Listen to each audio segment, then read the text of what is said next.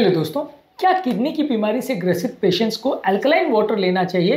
Alkaline water यानी जिसका pH balance 7.4 या 7.5 से ज़्यादा हो, वो पानी काफ़ी लोग रिकमेंड करते हैं एसिडिटी वाले पेशेंट्स के लिए। किडनी वाले पेशेंट्स में अक्सर ये इंपॉर्टेंट इशू होता है कि ब्लड का पीएच लेवल्स कम होता है, यानी ब्लड एसिडिक हो जाता है। तो ऐसे लोगों में क्या अल्कलाइन वाटर रेगुलर बेस पे पीने से कुछ फ़ायदा हो सकता है? क्या इंपॉर्टेंट इशूज़ है, क्या इंपॉर्टेंट रिस्क है और क्या हर व्यक्ति को रिकमेंड करने में कुछ फ़ायदा है?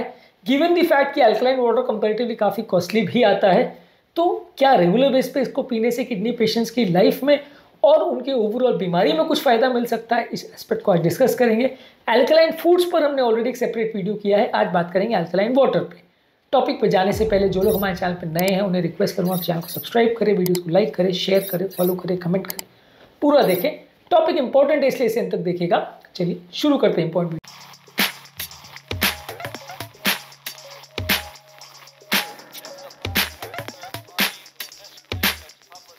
सबसे पहले देखिए, किडनी वाले पेशेंट्स में पीएच बैलेंस कम होता है। पीएच बैलेंस का मतलब है कि हाइड्रोजन आयन का कॉन्सेंट्रेशन ब्लड में कितना है। जितना ज़्यादा हाइड्रोजन आयन का कॉन्सेंट्रेशन होगा उतना पीएच बैलेंस कम होगा। नॉर्मली ये एक्स्ट्रा हाइड्रोजन आयन्स को किडनी यूरिन में से बाहर निकाल देती है। जब किडनी फेल होता है तो ये हाइड्रोजन आयन्स इकट्ठे हो जाते हैं, जिसकी वजह से पीएच बैलेंस कम हो जाता है। अल्कलाइन वाटर का मतलब ये है कि उसका पीएच बैलेंस नॉर्मल से ज़्यादा होता है, इसलिए जब आप एसिडिक पेशेंट में अल्कलाइन वाटर को दोगे तो वो ब्लड का पीएच बैलेंस को नॉर्मल करने में मदद करेगा। इसलिए कॉन्सेप्ट वाइज तो डेफिनेटली किडनी के पेशेंट में अल्कलाइन वाटर पीना सेंसिबल है। वो अगर जानबूझ के स्पेसिफिकली अल्कलाइन वाटर पीते हैं तो उनका किडनी का जो एसिडोसिस है उसको कवर करने में मदद मिलेगी, क्योंकि किडनी के पेशेंट में एसिडोसिस को कम करने के लिए हम अलग से टैबलेट्स भी देते हैं।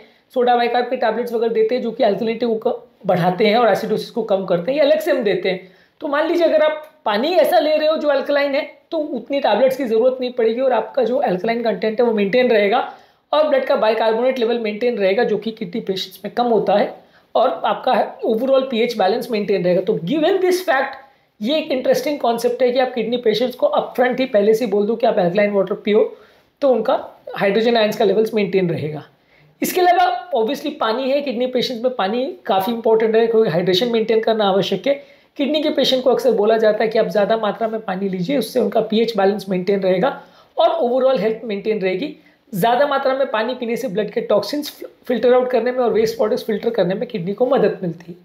इसके अलावा जो अल्कलाइन वाटर होता है उसमें कुछ अल्कलाइन प्रॉपर्टीज़ के अलावा कुछ एंटीऑक्सीडेंट प्रॉपर्टीज़ भी रहती हैं, जो कि ब्लड के अंदर मौजूद फ्री रेडिकल्स को कम करने में मदद करती है, जिससे ब्लड का या बॉडी का ऑक्सीडेटिव स्ट्रेस कम हो जाता है और ओवरऑल हेल्थ में भी मदद मिलती है।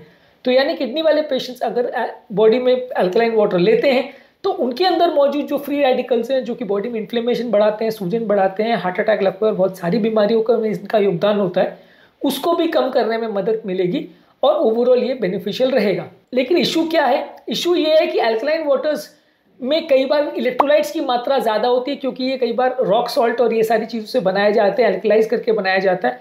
ये सब के चक्कर में किडनी पेशेंट में अगर आप ज़्यादा मात्रा में इलेक्ट्रोलाइट्स लेते हो तो पोटेशियम और फॉस्फोरस का बैलेंस गड़बड़ हो सकता है और किडनी पेशेंट में ये इंपॉर्टेंट इश्यूज हो सकते हैं कि आप जिस सोर्स से अल्कलाइन वाटर ले रहे हो उसमें क्या मिलाया गया है पानी को अल्कलाइन करने के लिए, वो देखने की ज़रूरत है।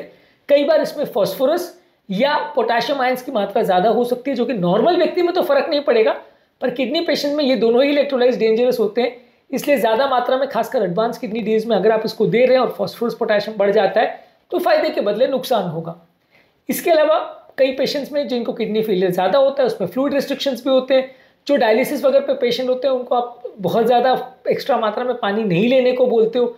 जो पेशेंट अगर डायलिसिस वगैरह पे रहता है, वो अगर यूरिन नहीं निकाल पा रहा होता है या ओलिगुरिया का पेशेंट होता है, यूरिन नहीं बन रहा होता है, तो वहाँ पर एक्सेसिव आप अल्कलाइन वाटर पिलाओगे तो पानी बॉडी में इकट्ठा हो जाएगा, निकल नहीं पाएगा, तो उनको पानी का रिस्ट्रिक्शन वैसे भी बोला जाता है। तो कितना पानी लेना है वो आपको डॉक्टर से पूछना पड़ेगा। इसके अलावा अल्कलाइन वाटर का किडनी पेशेंट में कितना रोल है ये साइंटिफिकली प्रूवन नहीं हुआ है। इनफैक्ट अल्कलाइन वाटर का रेगुलर पेशेंट में भी कितना रोल है ये भी साइंटिफिकली उतना प्रूवन नहीं हुआ है।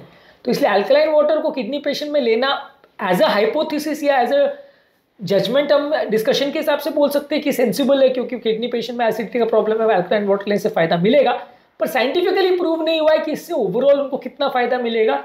गिवन द फैक्ट कि मैंने बोला कि ये महंगा पड़ता है, तो आप एक्स्ट्रा कॉस्ट जो बेयर कर रहे हो उससे पेशेंट को एक्चुअली कुछ फायदा हो भी रहा है कि नहीं, वो अभी तक किसी साइंटिफिक स्टडी में प्रूव नहीं हुआ है।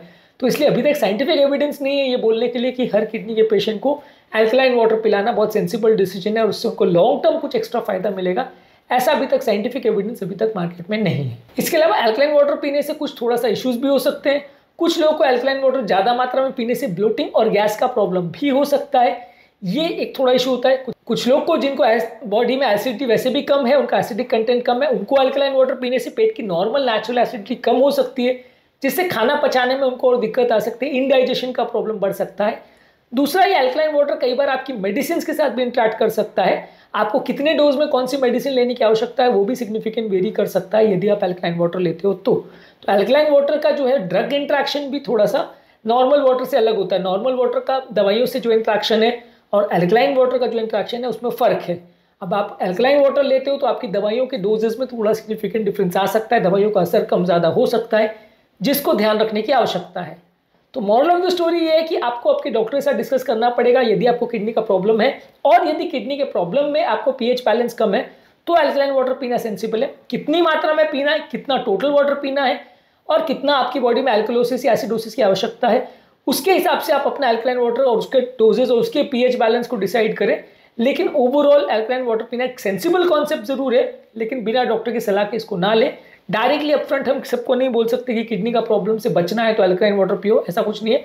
बचने के लिए कोई रोल नहीं है। आप ऐसा नहीं कह सकते हो कि किडनी के प्रॉब्लम से बचने के लिए अल्कलाइन वाटर पीना है, ऐसा नहीं है। एडवांस किडनी फेलियर में जहाँ एसिडोसिस होता है वहाँ पे ब्लड के एसिडोसिस लेवल को न्यूट्रलाइज करने में थोड़ा रोल हो सकता है, जो कि साइंटिफिकली प्रूवन नहीं है, लेकिन ट्राई करके देख सकते हैं। लेकिन इसके अलावा आपको ये भी ध्यान रखने की जरूरत है कि इलेक्ट्रोलाइट्स में क्या चेंजेस हो रहे हैं, पोटेशियम और फॉस्फोरस लेवल्स में कितना चेंज हो रहा है, क्योंकि अल्कलाइन वाटर्स में कई बार अलग अलग तरह के न्यूट्रिएंट्स या इलेक्ट्रोलाइट्स ऊपर से डले हुए होते हैं जो कि आपके बॉडी के इलेक्ट्रोलाइट लेवल्स को अफेक्ट कर सकते हैं। नॉर्मल पेशेंट में फर्क नहीं पड़ेगा, किडनी पेशेंट में फर्क पड़ सकता है।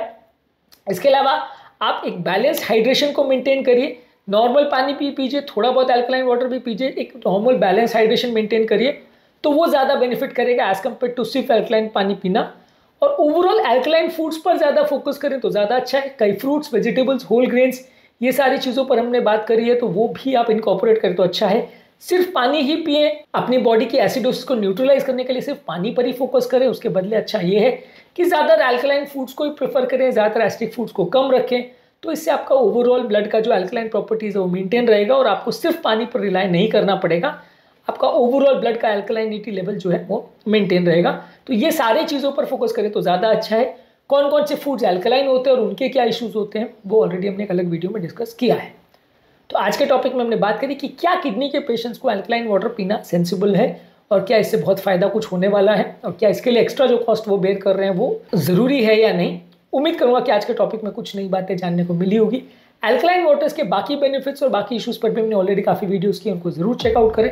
टॉपिक एंड करने से पहले जो लोग हमारे चैनल पर नए हैं उन्हें रिक्वेस्ट करूँगा कि चैनल को सब्सक्राइब करें, वीडियोज़ को लाइक करें, शेयर करें, फॉलो करें, कमेंट करें पूरा। ओके।